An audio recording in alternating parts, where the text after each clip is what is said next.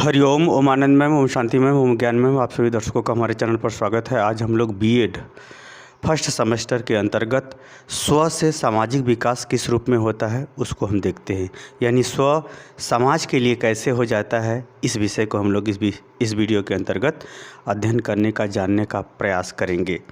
स्व क्या है? जिस रूप में आप अपने आप को स्थापित करते हैं, जिस तरह से आप अपने आप को सम्मान करते हैं, जिस रूप में आप अपने आप को देखते हैं, जिस रूप में आप स्व के द्वारा व्यवहार होते देखते हैं, वही आपका क्या है? स्व है।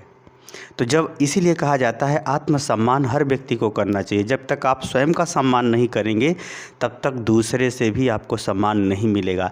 यदि मिला है तो वह धीरे धीरे घटता हुआ समाप्त हो जाएगा। यानी स्व अत्यंत महत्वपूर्ण है।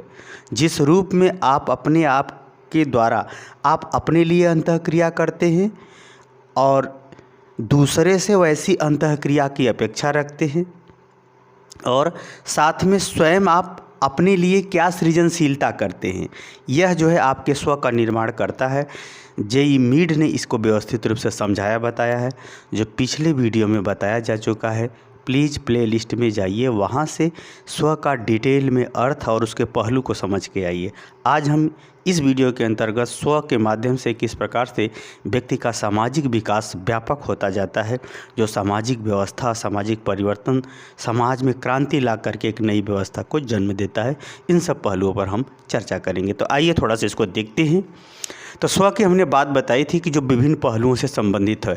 आप अपने आप को किस रूप में सम्मान करते हैं, आप अपने को क्या मानते हैं और उसमें कितना अपने आप को सम्मान करते हैं। जितना ही आत्मसम्मान करेंगे उतना ही वो आपकी अच्छी शक्तियाँ क्रियाशील रहती हैं। दूसरा, आत्मसामर्थ्य।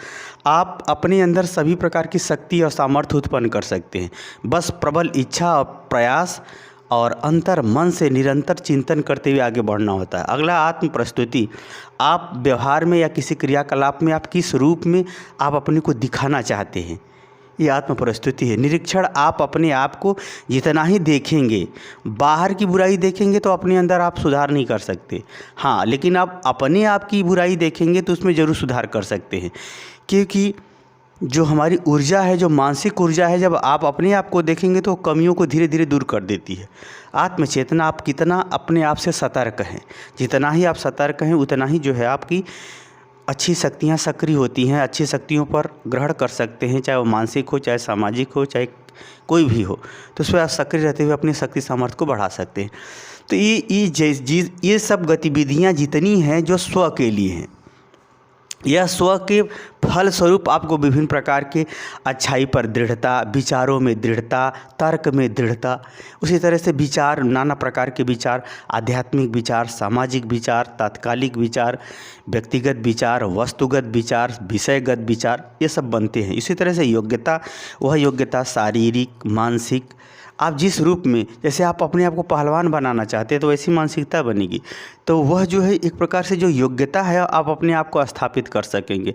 सामाजिक योग्यता, व्यक्तिगत योग्यता, विषयगत योग्यता, समस्यागत योग्यता, समस्या से संदर्भित आपकी तर्क करने की योग्यता, किसी चीज़ को सूझ समझ पकड़ने, इतिहास जानने या उसके वास्तविक कारणों को जानने संबंधी योग्यता इत्यादि।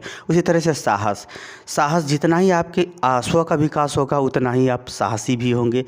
वह साहसी व्यक्तिगत भी हो सकते हैं, सामाजिक रूप से भी हो सकते हैं। तो ये सब समाज के अंदर जो साहस, समाज के लोगों के प्रति साहस, किसी की भलाई के लिए साहस, किसी समस्या के हल करने के लिए संदर्भ में साहस। जैसे कितने लोग होते हैं समस्या में जब भाग लेते हैं या समस्या के करीब से देखते हैं तब उसे हल करने का साहस करते हैं। जिसके पास स्व का स्वरूप छोटा है वो समस्या से भागता है। उसी तरह से संघर्ष।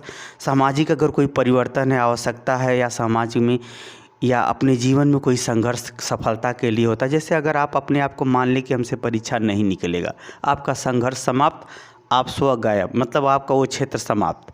जब आप स्व के लिए नहीं संघर्ष कर सकते हैं तो दूसरे के लिए भी संघर्ष नहीं करेंगे, क्योंकि वास्तव में आदमी अपने आप से मानसिक रूप से, संवेगात्मक रूप से पहले जूझता है। जब उसमें सफल होता है तब वह बाहर के लिए जूझ सकता है या कुछ कर सकता है।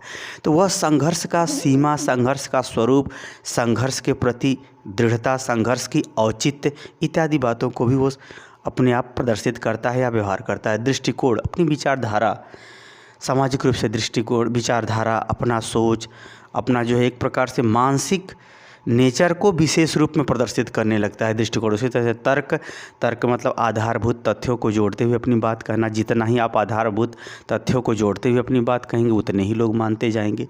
उसी तरह से चिंतन, समस्या के समाधान के लिए जो विचारधाराएं हैं उसे प्रस्तुत करना, उसे पुष्ट करना, उसे बताना। उसी तरह सृजनशीलता मतलब आप अपने लिए कितना सृजनशील हैं, किसी चीज़ का निर्माण कर सकते हैं, परिवर्तन कर सकते हैं, व्यवस्थित कर सकते हैं, खोज कर सकते हैं। उसी तरह से नेतृत्व, आप अपना नेतृत्व करने में सफल हैं तो सामाजिक नेतृत्व भी कर लेंगे, या आप अपने आप में संतुष्ट हैं तब समाज के लोगों को भी दिशा दे सकते हैं।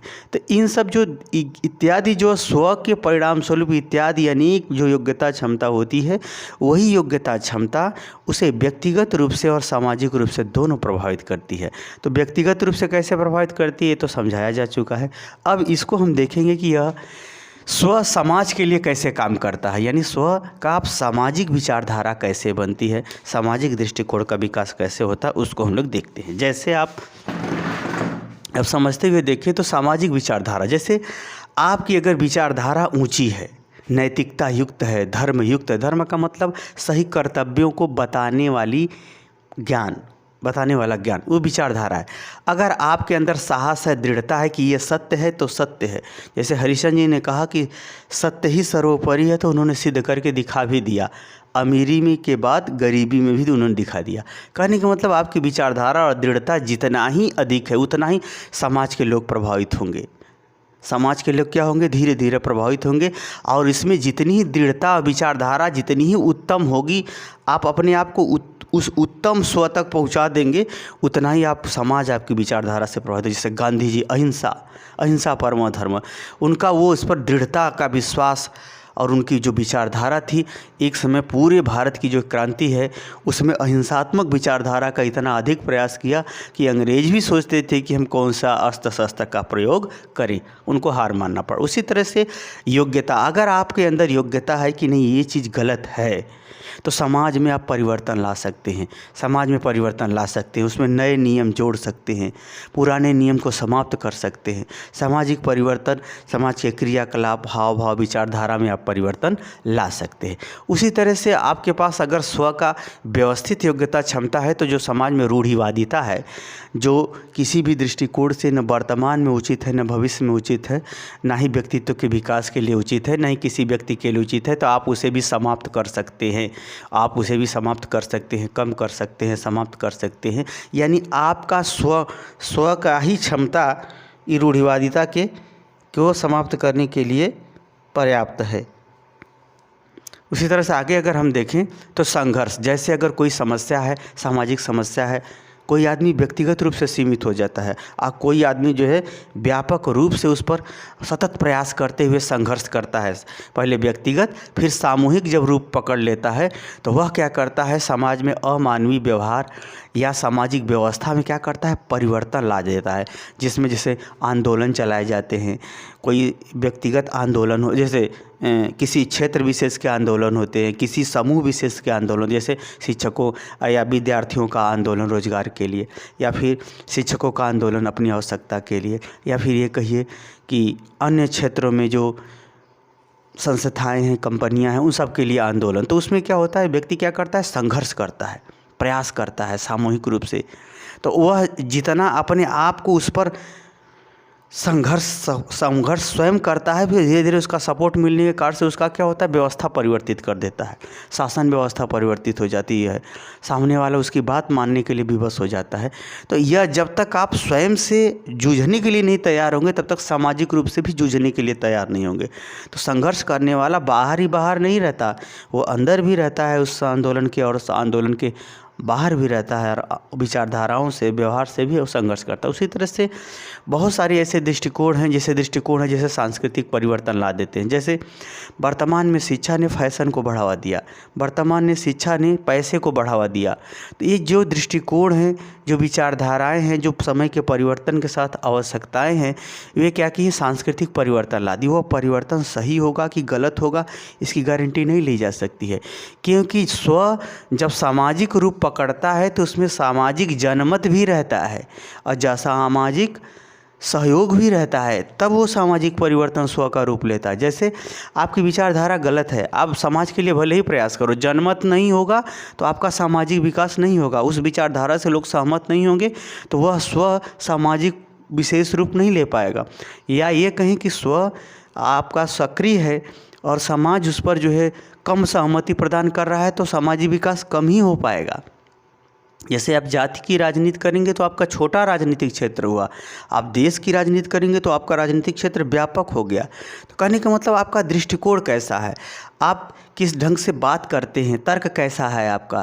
तर्क अगर व्यापक है, सही है, उपयोगी है, तो निश्चित रूप से उसका सभी पर असर पड़ेगा। जैसे शासन सत्ता, जैसे दहेज प्रथा को ले लीजिए, शासनात्मक परिवर्तन, उसमें बहुत सारी चीज़ें नियम कानून बने। उसी तरह से जो है प्रशासनिक क्षेत्रों में ले लीजिए, भ्रष्टाचार को ले लीजिए, तो उस सब में नियम बने। ये अलग बात है कि भ्रष्टाचारियों ने नियम को इस तरह से बना रखा है कि उसी में से निकल भी जाते हैं। उसी तरह से समस्या के समाधान के लिए ले लीजिए, आज भी चिंतन है, बहुत सारी समस्याएं बनी हुई हैं। बेरोजगारी की समस्या, मूल अधिकारों की रक्षा की समस्या, कोर्ट की समस्या, इस तरह से अनेक समस्याएं बनी हैं जिनको जो है अगर समाज चिंतन के रूप में जुड़ता चला जाएगा तो उस तरह से चिंतन एक दिन समस्या का समाधान, उसको प्रशासनिक परिवर्तन ला करके सामाजिक सुधार कर देगा। यानी यहाँ पर पहल हो रही है, उस पहल को उस व्यापक स्तर पर ले जाना है, क्योंकि स्व जो है जब तक सफलता तक न पहुँचा दे समाज को, तब तक वह संघर्ष, विचारधारा, तर्क, चिंतन इत्यादि की रास्तों से वो गुजरता ही रहता है। उसी तरह से सृजनशीलता, आपके अंदर कितना जज्बा है किसी चीज़ को कुछ देने की, निर्माण करने की, बताने की, व्यवस्थित करने की, खोज करने की, वह भी आपको जो है, जैसे बल्ब का आविष्कार 1000 प्रयोग के बाद हुआ था, तो उसके पास वो जज्बा था कि नहीं, मैं संसार को प्रकाशित करूँगा। तो उसी तरह से आपके अंदर जज्बा कितना है। जैसे गांधी जी ने सारे सुखों का त्याग कर दिया कि मैं अपने अपमान को, अपने ही तक नहीं, ये भारत का भी अपमान है, इसलिए मैं अंग्रेज़ों को हटा के ही छोड़ूंगा।